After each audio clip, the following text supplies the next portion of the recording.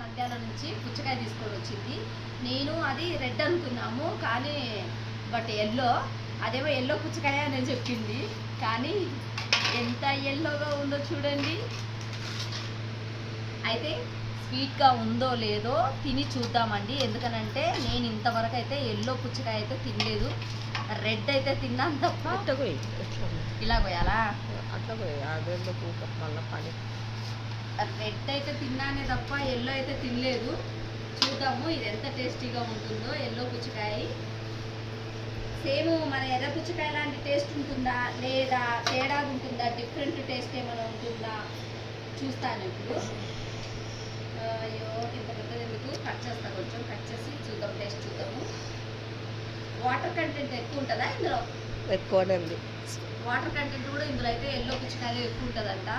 నిజంగానేను నా చిన్నప్పటి నుంచి ఎర్ర పుచ్చకాయలే చూశాను కానండి, నేనైతే ఇట్లా కలర్ పుచ్చకాయలు చూడలే. మహా ఆనందంగా ఉంది. టెస్ట్ చేస్తాను నా టిష్యూ పేపర్ పెట్టి చెక్ చేయండి.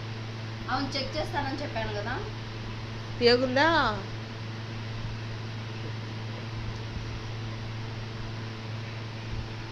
ఎల్లో అయితే మొత్తం ఎల్లోగా ఉండాలి కదా, వైట్గా ఎల్లోగా ఎందుకుంది పుచ్చకాయ? అంతే, అది చెక్ చేయి టిష్యూ పేపర్ పెట్టి. అవునా, కలర్లో ఏమైనా అంటుకుంటుంది మనకు అప్పుడే తెలిసిపోతుందండి. మనం ఇంతటి సంసారం చేసేటోళ్ళకి ఈ ఒక పుచ్చకాయని కనిపెట్టలేమా అండి, ఇది ఏ కలర్లో ఉందా, ఇది రంగా లేకపోతే కాయ అని. ఇదైతే మామూలు కాయనండి. ఎవరైతే దీని కలర్ ఫుడ్ కలర్ ఏం లేదు, ఎందుకంటే కలర్ చేతికి అంటుకుంటుంది. ఇది ఏం అంటుకోవట్లేదండి. అయితే వాటర్ కంటెంట్ బాగుంది ఇందులో.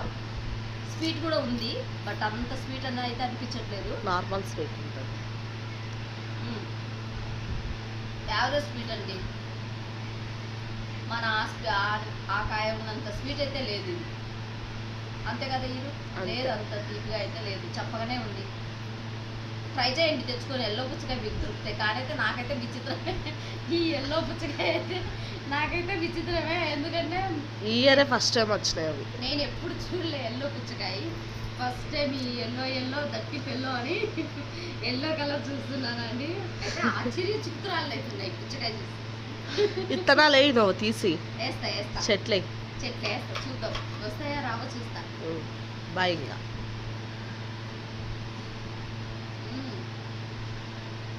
ఇంకా గిన్నెలు ఆ పుచ్చకాయలు అయితే తిన్నా కానీ ఇది తినలేదండి. ఇప్పుడు ట్రై చేస్తా. అంతేనా?